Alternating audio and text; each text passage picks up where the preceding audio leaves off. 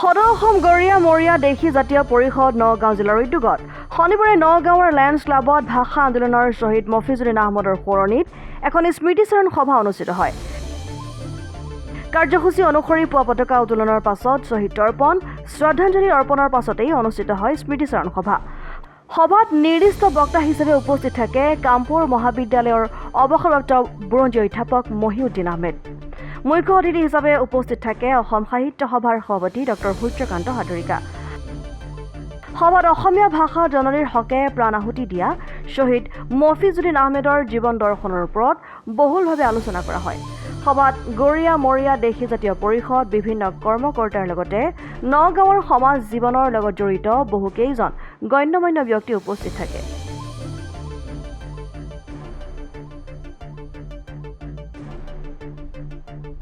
স্মৃতিচাৰণৰ আপোনালোকে জানে অসমৰ ভাষা আন্দোলনত প্ৰথম কটনৰ হোষ্টেলত ৰঞ্জিত বৰপূজাৰীক 1960 চনৰ 4 জুলাইত হত্যা কৰা হৈছিলে।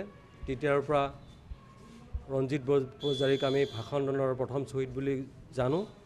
ইয়াৰ লগে লগে সেই ৰঞ্জিত বৰপূজাৰীক হত্যাৰ প্ৰতিবাদত নগাঁৱত যি সমদল ওলোৱা হৈছিলে 6 জুলাইত মফিজুদ্দিন আহমেদ কিশোৰজনক ইয়াতে দুৰ্বৃত্তই গুলীয়াই হত্যা কৰিছিলে আৰু তেতিয়াৰ পৰাই মফিজুদ্দিন আহমেদ ভাষা আন্দোলনৰ নগাঁও জিলাৰ শ্বহীদ হিচাপে আমি গণ্য কৰি আহিছোঁ। অসমীয়া জাতীয় জীৱনৰ ভাষাৰ কাৰণে যি প্ৰাণ উচৰ্গা কৰিলে সেই শ্বহীদগৰাকীৰ স্মৃতিত আজি স্মৃতিচাৰণ সভা। গতিকে অসমীয়া ভাষাটো জীয়াই থাকিলেহে অসমীয়া জাতিটো জীয়াই থাকিব। গতিকে এই যি পথ আমাক দেখুৱাই গ'ল এই শ্বহীদে নিজৰ ত্যাগ, নিজৰ তেজ, নিজৰ প্ৰাণ ত্যাগ কৰি পেলাই অসমীয়া ভাষাটোক বচোৱাৰ কাৰণে যি সংগ্ৰাম কৰি থৈ গ'ল, শ্বহীদ বাৰণ কৰিলে, সেই পন্থাকে সেই আদৰ্শকে আজি অসমীয়া জাতীয় সংগঠনৰ লগতে সদৌ অসম গৰীয়া মৰীয়া দেশী জাতীয় পৰিষদেও এই আমি শ্বহীদ স্মৃতিচাৰণ সভাখন পাতিছোঁ।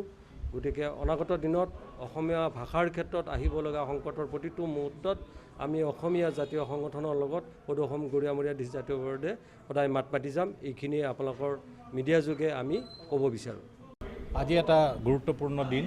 সদৌ অসম গৰীয়া মৰীয়া দেশী জাতীয় পৰিষদে যি শ্বহীদৰ প্ৰতি ভাষা জননীৰ কাৰণে আত্মহতি দিয়া শ্বহীদৰ প্ৰতি যি শ্ৰদ্ধাঞ্জলি অনুষ্ঠানৰ আয়োজন কৰিছে। আজিৰ এই দিৱসটিত মই অসম সাহিত্য সভাৰ পক্ষৰ পৰা শ্বহীদগৰাকীৰ প্ৰতি আন্তৰিকভাৱে শ্ৰদ্ধা নিবেদন কৰিছোঁ।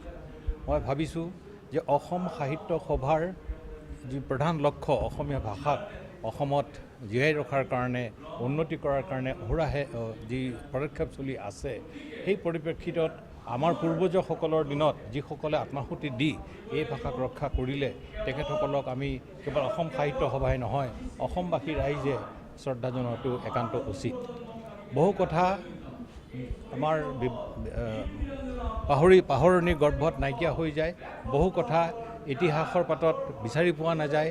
তেনেকুৱা বিষয়বিলাকক গৱেষণাৰ মাধ্যমেৰে সৈতে যেতিয়া উদ্ভাসিত হয়, যেতিয়া নৱপ্ৰজন্মই সেই বিষয়বিলাক জানে বা জানিব পৰা হয়, তেতিয়া কিন্তু সেইসকলৰ প্ৰতি শ্ৰদ্ধা জনোৱাটো উচিত বুলি মই ভাবোঁ। আজি তেনে এটা বিষয়ে হৈছে যে যিজন শ্বহীদে 1960 চনৰ 6 জুলাই দিনাখন ইহল্লা সম্বৰণ কৰিছিল, তেখেতৰ বিষয়ে বিশেষভাৱে জনাজনি হোৱা নাছিল। কিন্তু এতিয়া ক্ৰমান্বয়ে এই বিষয়বিলাক উদ্ভাসিত হৈ আহিছে।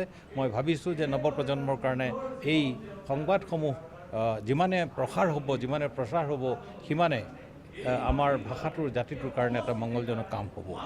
গতিকে মই আজিৰ এই দিনটোত পুনৰবাৰ শ্বহীদগৰাকীৰ প্ৰতি শ্ৰদ্ধা নিবেদন কৰি মোৰ বক্তব্য শ্বহীদৰ পৰিয়ালৰ পৰা তেওঁৰ সামাজিকভাৱে চৰকাৰীভাৱে কোনো ধৰণে পোৱা নগ'ল। এই ক্ষেত্ৰত অসম সাহিত্য নিশ্চয় এইটো নামটো আমি বিচাৰিছোঁ। হয়, এই কথাটো আচলতে শ্বহীদ মফিজুদ্দিন আহমেদ তেখেতৰ বিষয়ে যি বিষয়বিলাক এতিয়া উদ্ভাসিত হৈ আহিছে, মই ভাবিছোঁ যিহেতু আজি এজন বুৰঞ্জীৰ এজন অৱসৰপ্ৰাপ্ত অধ্যাপকে এই বিষয়টো পোনপ্ৰথমবাৰৰ বাবে আগবঢ়াই আনিছে, এই বিষয়বিলাক অসম সাহিত্য সভালৈ এটা প্ৰস্তাৱ আকাৰে প্ৰেৰণ কৰিলে ভাল হয় আৰু তেতিয়াহ'লে আমি আমাৰ এই বিষয়টো লৈ পেলাই আলোচনা কৰি ব্যৱস্থা গ্ৰহণ কৰিম।